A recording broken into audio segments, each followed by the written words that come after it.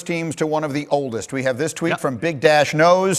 Speaking about the Giants, he tweets, "This is one of the best drafts on paper I've seen for the Giants in like a decade, maybe two."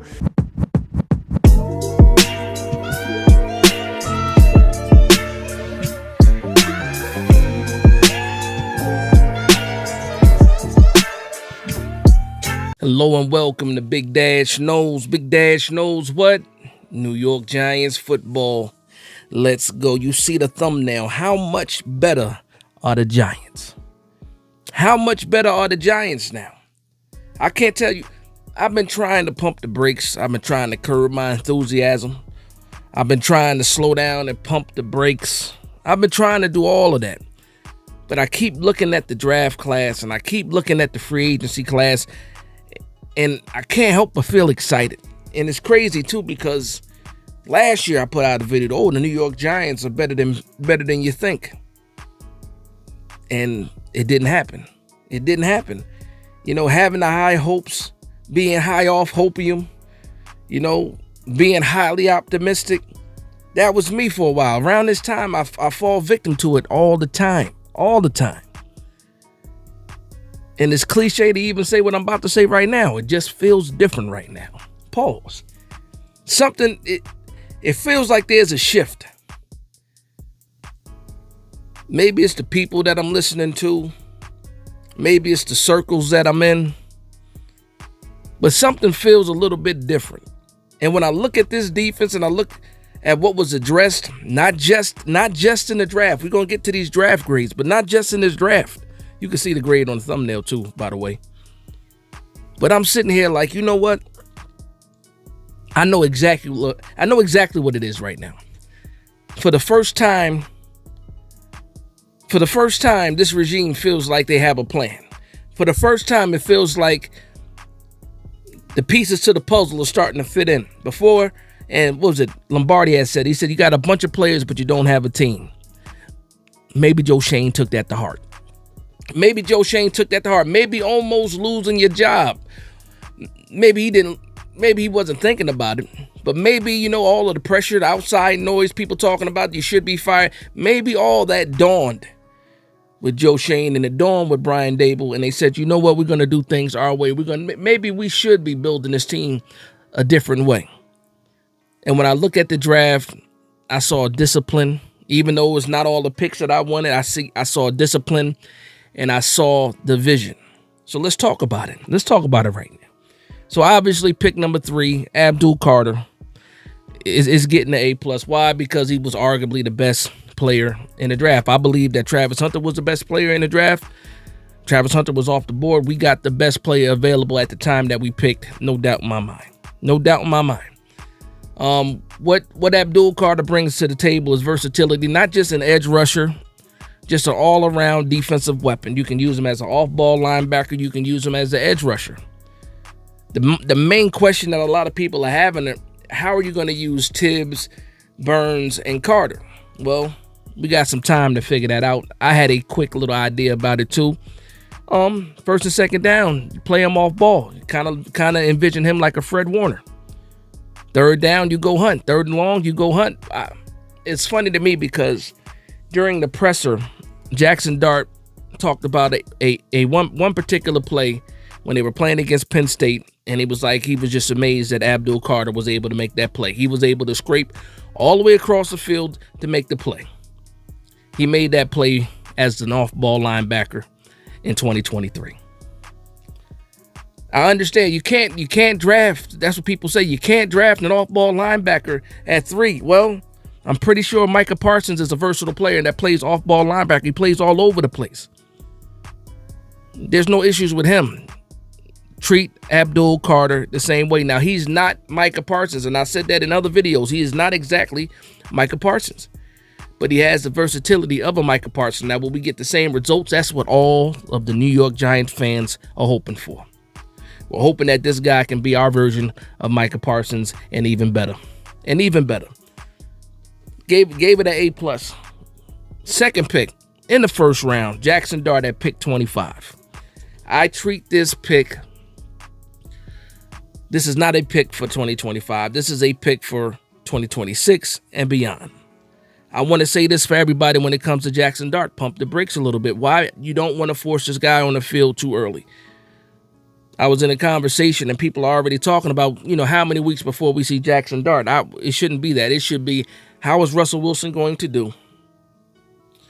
How is he going to operate this offense? How is this offense going to look under the helm of Russell Wilson? Now, if all else fails and Russell Wilson looks horrible, then you throw Jackson Dart in there. Now, if Russell Wilson looks bad in the beginning of the season, you're probably going to go with Jameis Winston before you get Jackson Dart in there. Jackson Dart got some cooking to do. He got some developing to do. What we see in that on the tapes, on the film for Ole Miss, that's for Ole Miss. That's not for the NFL. That's for Ole Miss. The traits that he's bringing with him from Ole Miss, the strong arm, the physical traits, being able to run the ball, the toughness, the swag, all that you can see. But again, it's at a different level. Jackson Dart should be, you know what? We're going to focus on Jackson Dart. We're going to put him to the side, develop him every week. You're not going to make him the practice squad quarterback. No, you don't want to do that. You got enough quarterbacks to do that. You might just keep Tommy DeVito just for that point on the practice squad so he can run the practice squad offense. But it's a special project that somebody's going to be responsible for when it comes to Jackson Dart. I give Jackson Dart a B. I'm giving that grade a B because, again, he is not a finished product. Nobody really is. That Ole Miss system was very, very friendly for the college system. He has some developing to do, but I see all the traits. I see what people are talking about. Even though he wasn't my guy, I see what everybody isn't talking about, so I'm going to give that a B for the potential. Moving on to pick 3. Darius Alexander, defensive tackle out of Toledo. Now, you guys that have been watching my page for a while, I wanted Mason Graham for a point early on in this draft process. I said, if you're not going to give me my quarterback, give me Mason Graham so I can give so I can give Dexter Lawrence a sidekick, a partner, somebody to help him when he's off of the field, somebody to help him when he's on the field. And that's exactly what the New York Giants did. They picked up Darius Alexander. He fell to us at 65. Fantastic pick. I didn't think he was going to be there. I can say that about the next 3 picks. I did not think he was going to be there. Maybe it's the age thing, and he's not crazy old or anything like that, but maybe it's the age thing. Maybe it's the level of competition that he played against. No, when you look at this guy on film, he is dominant.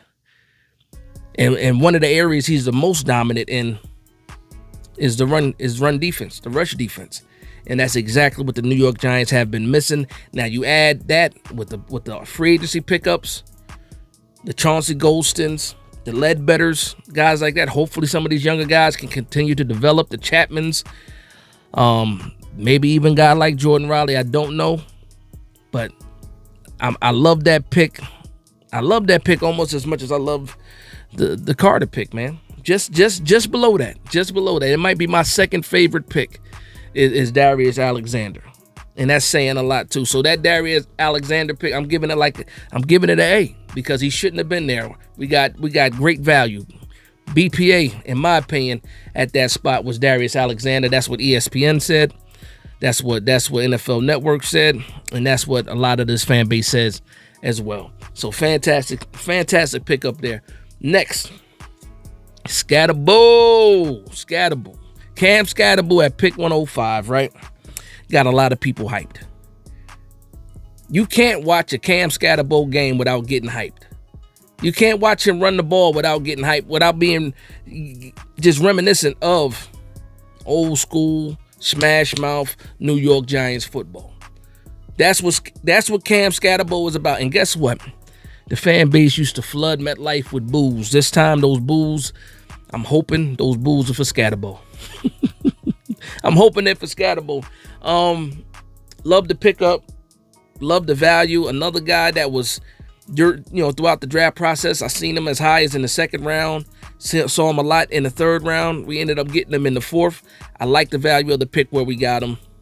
And I like it even more because of the pick we got after that. That guy fell right into our laps pause, but I'm giving Cam Scataboo, I'm giving him a strong B+ to an A just because of where we got him and the potential of what he can do at the next level. Like we saw what he can do at ASU. He's running over players. If he can bring that same type of energy, and then if it translates to the NFL level where this guy is running through tackles and stuff like that, I think it can happen. I'm not sure because I haven't seen it yet. He's not Brandon Jacobs. He's not that big of a guy, but he runs very, very tough. He reminds me more of the Ahmad Bradshaw type because Ahmad Bradshaw was super tough. He ran through tackles, but he wasn't the biggest guy. Cam Scataboo, wider than Ahmad Bradshaw, but still, I like this pick a lot. I like the physicality, and I think it was, I forget who it was that mentioned if he can. I think it was Paul Dottino. He was saying that if. Just imagine him making a big play, running over somebody for the Giants, and how hyped the sideline and the fan base and the crowd would get, after a play like that. The team can feed into that type of energy, so I love that. I love that. All right, moving along. The next pick at pick 154, this was a godsend. This was a blessing. I don't know how this guy made it to us. Maybe the football gods are playing in our favor right now. We got Marcus Bowe, offensive tackle from Purdue, at pick 154. Now, he was being mocked early, 3rd round, 4th round. We got him at pick 154. And the main thing about Marcus Bowe is his versatility, first of all, and how fast his feet are for an offensive lineman. Like we had Evan Neal, who sometimes it felt like he was moving in quicksand. That's not Marcus Bowe. Now, the flip side of that is Marcus Bowe is not as strong as Evan Neal. Marcus Bowe 6'4", about 305 pounds, but he has everything that you're looking for when it comes to your offensive tackle. The good hands, the feistiness. He's a fighter. He likes to finish plays too. If he can continue to get stronger, stay healthy and get stronger, you might be looking at the right tackle of the future. Like we thought Evan Neal was going to be the right tackle of the future. Marcus Bowe really might be the guy of the future. Now I saw not Shane Bowen. I saw Brian Dable talking about, we're going to start him off at tackle. They want to keep these guys versatile. But to me, I don't know if he's strong enough to play in the inside, but he is feisty enough to play in the inside. But I don't want to throw him out there to the wolves right away. He's one of those guys that I think should develop a little bit more. Maybe he takes over next year. Maybe he takes over in the middle of the season. But if Andrew Thomas stays healthy and Jermaine Illuminor continues to stay healthy and play well, you don't have to force him onto the field. Now, we still have a spot open at guard. We believe that Evan Neal is going to be the guy that takes over the guard spot, or at least try to give him the opportunity to take over the guard spot. But if he's not working out, I'm absolutely sure they're probably going to take a look at Marcus Bowe, to move him in that guard until he's ready to take over the duties at the tackle. But I like him more outside because of how athletic he is, and we haven't seen a guy that's that athletic at tackle in a long time. Maybe since Andrew Thomas, a fully healthy Andrew Thomas. But I'm giving that pick an A because of where we got him, the value, and also the potential that he has. Now, the last 2 picks, it's been a couple of days, so I've been able to do a little bit of research on Thomas Fidone and also Corey Black, and I like what I see. Now, were the 2 7-round picks knocked out of the park like the first couple of picks? I don't think so. But again, we're early on in the process. Now, when it comes to Thomas Fidone, he was highly touted coming out of high school. I believe he was a 5-star recruit coming out of high school, 6'6", 255 pounds. Again, he doesn't look like 255 pounds. He looks slimmer. But he is a receiving threat when it comes to the tight end position. Large catch radius, did deal with some injuries. But when you look at him on tape, super feisty, willing blocker, ready to do the dirty work. He kind of gives me, and I'm not saying he kind of gives me the feistiness. He kind of gives me the George Kittle vibes. Again, he's not George Kittle's. I'm not saying that Thomas Fidone is George Kittle's. I'm talking about his playing style, his feistiness, his build. He reminds me of George Kittle. He's nowhere near the blocker. He's nowhere near George Kittle, so make sure you guys understand me clear. But he's one of those guys that can develop in that tight end room. Now, the tight end room is packed right now. Most likely, we only keep 3 of these guys, so it's going to be that's going to be one of the more interesting battles in this training camp is the tight end position, because we still have Daniel Bellinger, you got Theo Johnson coming back from injury, you got Greg Dulcich, now you got Thomas Fedoni, you got Chris Manhertz. It's going to be a nice competition. Maybe somebody ends up on IR, I don't know, but I can't wait to see what happens with that. But again, if I'm giving this a grade, I'm giving it a C+ for Thomas Fedoni. I really didn't know too much about him prior to the draft, and I watched a lot of football. But I'm giving it a C+ because I really don't know exactly what all we're going to get from. I don't know what we're going to get from all these guys, but for him, high upside for sure. Had the pedigree coming out of high school. Didn't have the success in college, due to injuries. But when the ball is thrown to him, he's making a play. That's what I like about my tight ends. It might be quiet for the whole game, but when we're looking at you, when you're getting targeted, make sure you make the play. That's Thomas Fedoni. Now the last pick, Corey Black. Corey Black. Again, another player I really didn't know much about, so I did some research. I watched because the only game I had for Corey Black was Oklahoma State versus Arkansas. And you know what? Athletic, big body, tough, physical, willing to support in the run game as far as run defense. Shows some good ball skills as well. Just don't know. You just don't know. It's a guy that's picked in the 7th. When you're picking guys in the 7th round, can they also help you on special teams? He can absolutely do that. I saw it in one of his profile breakdowns. They said he can be a gunner. He can absolutely be a gunner. So I'm happy with the pick. I'm curious to see what happens, because now I'm seeing that when the UDFAs come along, we just signed Odell Fortune out of South Carolina. Similar build. He's a little bit lighter, but a taller, longer cornerback.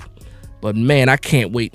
I can't wait to see how these guys play. I can't wait for rookie minicamp. I can't wait to see these UDFAs because I'm still waiting on the full list, and I'm going to talk about the full list once I get my hands on one, or once things start to settle down with all the movement of the UDFAs.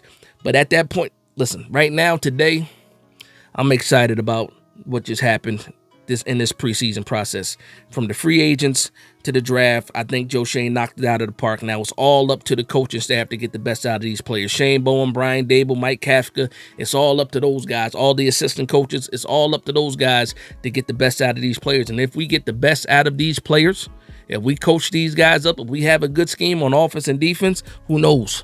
Who knows what happens in 2025 with the New York Giants? But that's going to be the video. I want to thank everybody for vibing with me. Please like, comment, and subscribe. And from one Giants fan to another, this is Big Dash Knows, Big Blue Nation. Let's go.